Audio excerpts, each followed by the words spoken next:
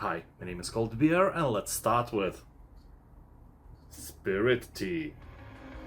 If you ever saw Hayao Miyazaki's masterpiece Spirited Away, you may be pleased to know that Spirittea is inspirited by this movie. The town here is crawling with troublesome souls, and you are the only one who can see them. So you'd better get that old bathhouse up and running. Maybe that will help them to chill out. The bathhouse is an ancient building hidden up in the mountain, and it's up to you to clean it up and fill it full of customers. And you better be sure that your customers are happy. Spirits aren't something you want to be angry at you. Like, have you seen The Ring? Anyway, once the beings visit your bathhouse, you'll need to clean towels, chop wood and heat the baths, and see the spirits with their friends for the ultimate bathing experience. So no stinky spirits in this game.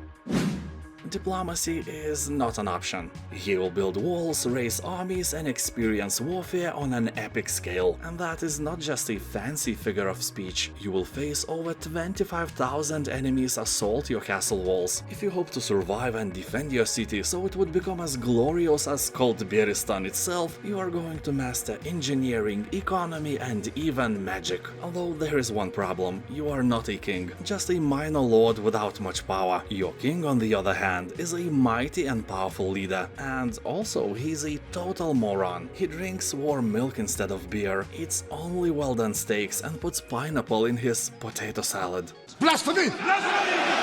None of these things are true, but he's bad, I promise. Trust me. Have I ever lied to you? Well, I did, but not this time. So the king raised taxes one day to, let's say, buy more pineapples, and now peasants who are not fond of raised taxes and emerging hunger are rioting in your part of the kingdom. King demands to wipe out the rebellion and go to the distant land to get some gold. Will you do as he says, or will you command the armies of undead and wipe out, humanity instead?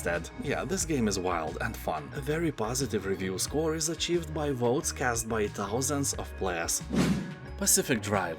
This is a very interesting title with mechanics you won't usually see in other games. In this driving survival adventure, you face supernatural dangers on each expedition into the exclusion zone. Make your base of operations in an abandoned garage, where you'll research new parts, customize your station wagon, and chart routes deeper into the zone. As you gather precious resources and investigate what's been left behind in the zone, you learn exactly what it takes to survive in this unpredictable, hostile environment. All the vibes here lead to Strugatsky Brothers and their roadside picnic story. Many games draw inspiration from it, from legendary Stalker to a recent gem Tunguska the Visitation. And if you like the theme about some stranger things happening in this specific area, I recommend you to watch the movie named Annihilation with Natalie Portman. You won't be disappointed, I promise. Sifu. If you ever wanted to feel like Bruce Lee in his movies, then this game is definitely your spoon of potato salad. The big difference this game offers is that here enemies don't wait for their turn to beat you, so you will have to be quick, nimble, and smart to defeat them all. Kung Fu is mastery achieved by practice, a path for the body and the mind. You will learn from your mistakes, unlock unique skills, and find the strength to master the devastating techniques of the strongest Kung Fu style ever invented. Well, I have zero knowledge about Kung Fu, to be honest. My ninjutsu martial arts teacher always said that if you can avoid the fight, avoid it. If you can't avoid it, grab an object like a chair and beat your enemies with it. Don't use your hands if you can, they hurt. Well, he also said that if a robber attacks you and you manage to knock him off, take his wallet and then pee on him. Show your dominance. And that is not a joke, my sensei really said that. Yeah, for real, leave honor for the movies. Deep Rock Galactic. This is a 1 to 4 players first-person shooter featuring badass space dwarfs and 100% destructible environments. Here you can play alone or work together with other players as a team to dig, explore, and fight your way through a massive cave system filled with hordes of deadly enemies and valuable resources. Pick some powerful guns like flamethrowers, Gatling guns, portable platform launchers, and show those puny aliens who's the boss. Dwarfs may be small, but they are really powerful. We in Lithuania have a saying: Neugis or smoogies. Meaning not the size, but the punch is what really matters. And your punch is really, probably weak in real world, but really impactful for the alien population in these dangerous caves. People on Steam are talking that there is no reason not to play this game, and I have to agree. Show those monsters the true meaning of extinction. Rock and stone, baby. GTFO. This is a 4-player cooperative game. Good news for you, since you are obviously short of friends, the vacuum of your life can be filled with bots here. Playing with them can be irritating at first, but when you learn their mechanics, it's actually quite fun. Said every lonely person ever. Oh, shut up. Of course, game developers still recommend playing with real people since the game requires a level of communication and tactical combat, and a good strategy is necessary to win the game. Many of the creatures of GTFO are suspended in state of hibernation, so light, noise and vibrations can easily wake these sleepers up. Better leave your multi-purpose noisy vibrating flashlight at home, so if one of the creatures knows you are there, they all know. Be cautious when deciding on shooting. This game will truly test your patience, since it is a hardcore shooter and it doesn't have a difficulty setting. Although despite the fact that the graphics and atmosphere are amazing, GTFO can become quite repetitive rather quickly. Vagrus, the Riven realms. This game is intended for thinkers, for people who like to carefully analyze statistics, plan their future adventures and so on. Although keep in mind that Vagrus is a very hard game. If you are looking for a casual experience, it is definitely not a good choice for you. So here you'll find a vast realm to explore, filled with unique locations, strange factions and a colorful cast of characters. The continent is a wasteland riddled with arcane anomalies, swarming with twisted monsters and haunted by roaming undead even after long centuries of rebuilding. People on Steam are saying that this is a beautiful game, but only for those with the patience and critical thinking. Despite that, the combat here is very basic and based on RNG, so don't expect miracles. Ghostrunner. This is a hardcore slasher packed with lightning-fast action set in a grim cyberpunk megastructure. Here you will climb Dogma Tower, humanity's last shelter after a world-ending cataclysm. You will have to make your way up from the very bottom to the very top to confront the tyrannical Keymaster. The streets of this tower city is full of violence. Evil Keymaster rules with an iron fist and little regard for human life. If you like Shadow Warrior and especially Doom Eternal, there is a juicy chance that you will enjoy Ghostrunner as well. Blasphemous.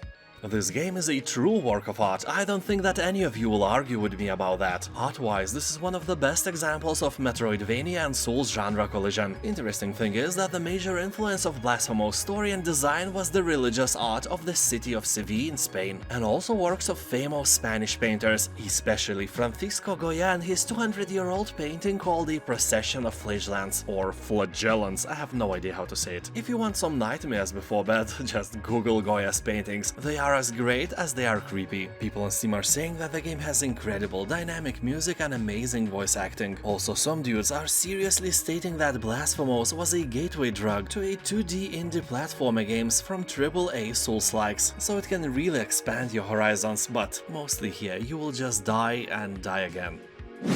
Hell Let Loose. This is a hardcore World War II first-person shooter with epic battles consisting of 100 players, with infantry, tanks, artillery, a dynamically shifting frontline, and a unique resource-based RTS-inspired metagame. People on Steam are saying that 80% of the time you will spend either dead, walking, or under artillery fire. You can spawn half of the time without getting insta-killed by bombs or accurate bullets, but the fact is that you don't mind. Those few moments when you kill somebody who has just spawned are precious, and you would not give them up for anything. And very positive reviews of this game ain't gonna let me lie to you. Only disadvantage here is the price. It's still quite high. Well, not as high as Snoop Dogg or Seth Rogen though.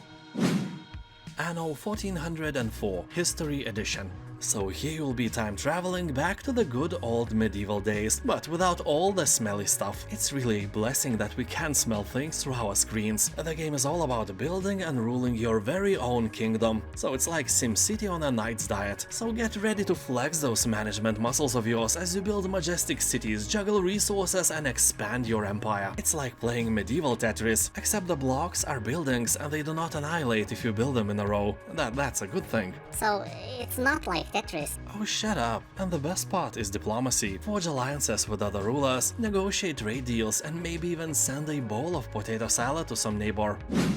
Horror Tales: The Vine. Here you'll explore the forsaken capital of the beautiful archipelago. Do not let yourself be fooled by the gentle sea breeze, the Mediterranean weather or the comforting summer sun. Since the pandemic ravaged the city, it was abandoned and now only horrific nightmares await you here. And I'm serious, someone is relentlessly hunting you. You will also solve environmental riddles, physics puzzles and other similar challenges in an interconnected vertical world, even while being chased and hunted. Although be prepared, this game is filled with jump scares, so it is best played in great company with some people behind you. Also keep in mind that this game is made only by one dude.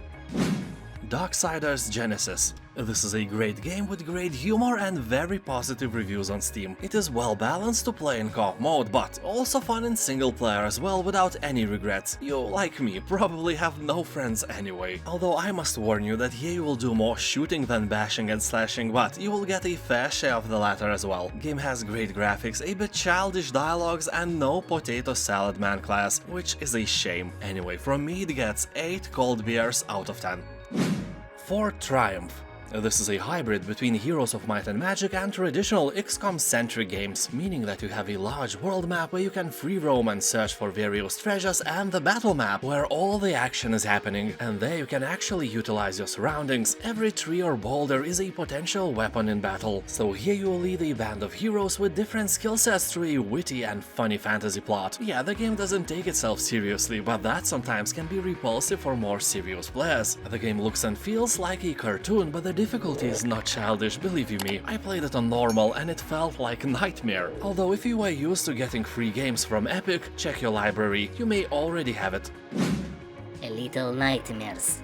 This is one of the best side-scrolling games I have ever played. Its dark and vicious atmosphere, strange creatures and grotesque world kept my attention for many hours. You'll help the protagonist to escape the Maw, a vast, mysterious vessel inhabited by scary corrupted souls looking for their next meal. Not as scary as pineapple in the potato salad, but still kinda terrifying. As you progress on your journey, you explore the most disturbing dollhouse playground full of secrets to discover. You'll reconnect with your inner child to unleash your imagination and find the way out. Creepy vibes guaranteed.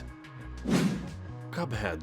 This is a classic run-and-gun action game heavily focused on boss battles. Inspired by cartoons of the 1930s, the visuals and audio are created with the same techniques of the era. For example, traditional hand-drawn cell animation, watercolor backgrounds, and original jazz recordings. You play as Cuphead as you traverse strange worlds, acquire new weapons, learn powerful super moves, and discover hidden secrets while you try to pay your debt back to the devil. Game is painfully difficult, and if you have no patience, it's not for you. Avoid at all costs, or buy and try to prove yourself that you can do it. You probably can't, but you never know until you try. Game's art and atmosphere is absolutely 10 cold beers out of 10, and as I've mentioned, difficulty as well. Dragon's Dogma Dark Arisen. This is a massive, challenging action RPG that drops you into a vast open world full of interesting characters and creatures. The game is made by Capcom, a Japanese company, but the whole setting of Dragon's Dogma is European. So you may think maybe because of that this game features some ridiculous moments, but Capcom was really serious about the job. They went all around Europe to actually get a lot of information, especially for the backgrounds and environments in the Dragon's Dogma. They looked at architecture and buildings and things of that nature, and also just natural environments as well. Also took many pictures and tried to recreate those as closely as possible. Well, a bunch of Japanese people in Europe taking pictures? Who could have thought? Anyway, developers actually did a lot of research in Europe that helped to recreate stuff in game, and that level of dedication is truly admirable. Civilization 6. If you want to keep your virginity strong, this game is one of the best ways to never lose it. Although Civilization games are definitely not for everyone, the sheer amount of mechanics can be really overwhelming for a new player, and not everyone likes to read a lot and enjoy changing numbers and colors on the map. To be fair, for everyone who never played Civilization, the game looks like a simple, boring board game, but the trick is that this simplicity is just a tip of a dick. It's way more complex than it seems. Basically, here you can become ruler of the world by establishing and leading a best civilization from the Stone Age to the Information Age. And of course, I'm talking about the mightiest country in the world, Potato Saladistan. Resident Evil 4. 6 years have passed since the biological disaster in Raccoon City. You are one of the survivors of the incident, and you have been sent to rescue the president's kidnapped daughter. You track her to a secluded European village where there is something terribly wrong with the locals. They all put pineapple into potato salad. I'm kidding, of course, nothing that horrifying. Those people are just crazy. You know, they want to kill you, mutilate your body, and then do something else with it. What a nice place to be, you know? Journey to the Savage Planet. As the newest recruit of Kindred Aerospace, the fourth best interstellar space exploration company, your job is to find out if this planet is suitable for humans. Well, honestly, probably not. Not at all, but you don't know that yet, and yet, here you are. You can play it alone or with a friend. Of course, you probably don't have one, so alone it is. This game may look like it's made for kids, but it's not. It has references of alien drugs and some more adult themes I don't think I can talk about if I want to stay monetized. But people are saying that the game has really great humor, awesome design of animals and plants, and really fun tools to use. Although some of the players are complaining that the game gave them headaches, like real headaches, probably from oversaturated colors and lots of movement, so keep that in mind if you are a bit more sensitive person. And now, thank you for watching, have a nice day, and I'll see you next time. Bye.